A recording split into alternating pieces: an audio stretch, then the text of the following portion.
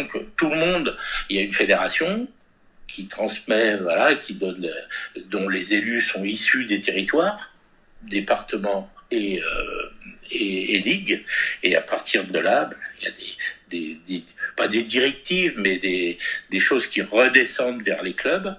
Et maintenant, ce qu'on essaie de faire, c'est d'être pas seulement descendant, mais remontant, c'est-à-dire que les clubs s'expriment.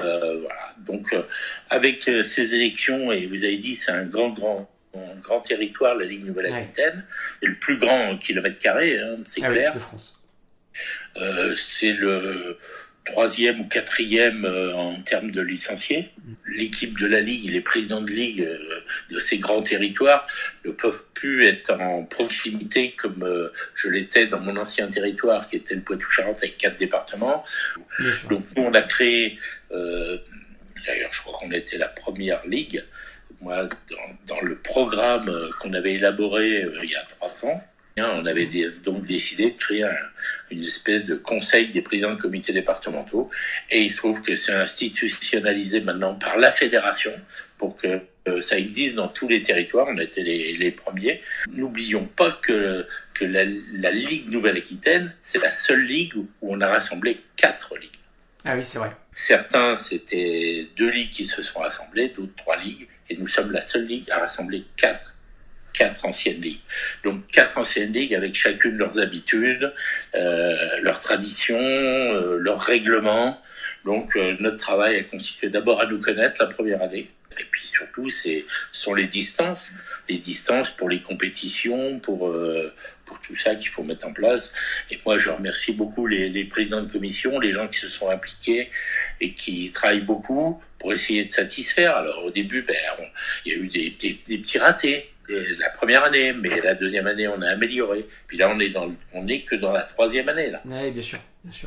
Donc les choses, moi, je suis confiant pour l'avenir. Les choses se normalisent et je pense que on fera partie des grandes ligues de France dans pas longtemps. On est en train de s'organiser pour. Et puis, faut faire confiance aux gens qui en font partie. Bon, très bien. Du coup, on a bien compris qu'il y avait les clubs qui parlaient au comité directeur, qui parlaient au président de ligue et qui ramenaient ça à la fédération. C'est ça. Au comité départemental. Au comité départemental, voilà. Pardon. Voilà. Alors, justement, il y a un exemple qui va être très important. C'est compte tenu de ce qu'on vit actuellement.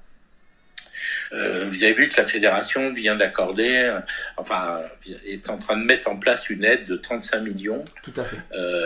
Pour la relance du tennis, parce que c'est pas forcément en ce moment qu'on a mal. On sait pas comment va se passer la rentrée des écoles de tennis vis-à-vis des clubs. Donc la fédération est en train de mettre un plan de relance vis-à-vis de ces clubs. Et là, justement, ce qu'on vient de parler, il va falloir qu'on va s'organiser. C'est le thème de nos prochaines conférences téléphoniques, puisque maintenant on adopte de nouvelles façons de travailler aussi. Non, mais c'est intéressant. Finalement, bon, je dirais pas que moi, je préfère qu'on sorte de bien sûr, de ce qui arrive, mais on est en train de travailler pour s'organiser et faire en sorte que les clubs qui vont avoir, on sait qu'il y a des clubs qui risquent d'avoir des difficultés. Eh bien, plutôt que d'appeler directement la fédération ou la ligue, passe par leurs comités départementaux. Et puis, on a ce conseil des présidents de comités départementaux qui, après, se réunira. Et puis, comme les présidents de comité et les équipes, normalement, sont censés bien connaître leur territoire, chacun. Bien sûr. Voilà. On travaillera en commun à la ligue pour remonter à la fédération les dossiers qui mériteront d'être étudiés. Ah oui, voilà. Cette organisation, du coup, elle tient tout son rôle par rapport à ce qui se passe aujourd'hui. Alors, après, vous parliez des projets. Voilà. Les projets. Alors, sur les projets, j'en ai 2 qui me viennent à l'esprit tout de suite. C'est la mise en place de notre centre de formation, parce qu'il se trouve que la fédération a créé un CFA au mois de septembre 2019, c'est-à-dire avec la réforme de la formation, les fédérations, à partir de maintenant, peuvent s'organiser pour avoir leur propre centre de formation et et développer une formation interne à la fédération. Je vais essayer d'être le plus... Bien sûr, parce que c'est tout récent, hein, alors, on le rappelle. Voilà, c'est tout récent. Alors aujourd'hui, la formation se passait soit dans les CREPS, soit des organisateurs privés.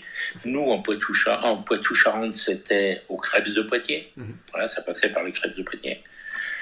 Sur l'ex-Aquitaine, alors Poitou-Charentes et Limousin.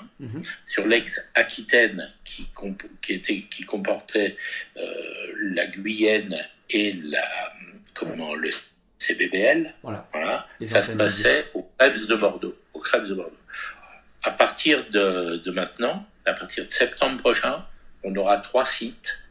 On va ouvrir 3 sites qui sont Poitiers, donc on va conserver Poitiers et le Crêpes. Là, on va l'organiser sur notre équipement, notre centre de ligue de Talence, d'accord. Mais on passera plus par le Crêpes de Bordeaux, d'accord. Voilà, parce que on a obtenu depuis le 15 mars, donc c'est tout récent, l'habilitation pour les 5 prochaines années. Voilà, à partir de septembre. D'accord. Comme il y a une réforme de la formation et que normalement les Crêpes ne feront plus cette formation dans l'avenir.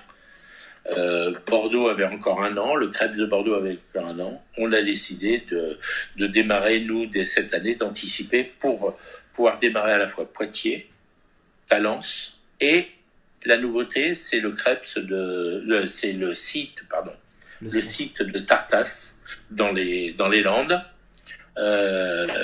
pour couvrir la géographie de notre grand territoire, ce qui va permettre à un jeune stagiaire des Pyrénées-Atlantiques, des Landes, ou des départements limitrophes, voilà, plutôt que de venir à Bordeaux ou à Poitiers, de le faire sur place à Tartas. Ça évitera des coûts à ces jeunes stagiaires qui des fois manquent un petit peu de moyens. Donc voilà, donc on va avoir, ça c'est une grande nouveauté pour la Ligue Nouvelle-Aquitaine, et c'est une réforme qui est fondamentale et qui va nous permettre d'avoir nos diplômes et la même pédagogie installée sur tout le territoire. D'accord, voilà. Et ça sur 300. Ça c'est nous. Okay. Voilà, sur 300. Et ça va donner un peu de proximité aux jeunes stagiaires par rapport à... On démarre au mois de septembre, voilà. Je le dis parce qu'à Bordeaux, il peut y avoir des confusions entre le Crêpes. Alors le Crêpes va terminer sa dernière année, normalement, puisqu'ils ont encore 1 année d'habilitation. D'accord. Mais on va être un petit peu en concurrence, mais nous on est habilité pour 5 ans, on a décidé de démarrer dès cette année. D'accord, mais je comprends. Mais je pense que c'est bien aussi d'éclaircir ces situations-là, parce que du coup ça nous permet de mieux comprendre la situation. Le dernier projet, on avait un dernier projet, alors qui malheureusement là va prendre quelques retards puisqu'on peut pas se rencontrer, mais l'idée c'était en matière d'équipement, parce que nos clubs ont besoin de beaucoup d'équipements, donc il y a une aide de la fédération qui est passée d'1,2 million, je crois, il y a 4 ans dans le mandat précédent, qui est rendu à 7 millions cette année, voilà. Et je sais que dans les projets de futur budget, mais tout va sûrement être mis en cause compte tenu de ce qui se passe, peut-être qu'il n'y ait pas Roland-Garros cette année, il y en aura peut-être 2 l'année prochaine d'ailleurs, peut-être. Peut-être. Voilà.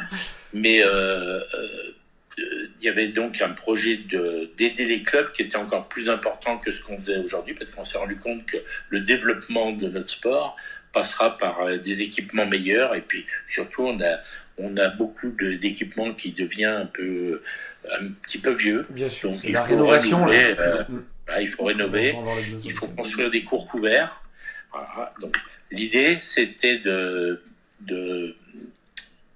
compte tenu des relations aussi qu'on a avec le conseil régional, qui sont excellentes, c'était de signer un schéma directeur avec la région. Alors, c'est pour qu'il y ait aussi une aide de la région sur les dossiers qu'on jugerait importants sur notre territoire de Nouvelle-Aquitaine. D'accord. Donc ça, c'est dans les projets. J'espérais le faire avant la fin de l'année. La fin de la saison, peut-être qu'on peut le faire, mais sinon on le fera dans l'avenir. En tout cas, c'est positif pour les adhérents et pour les clubs, donc ça c'est le plus important pour nous.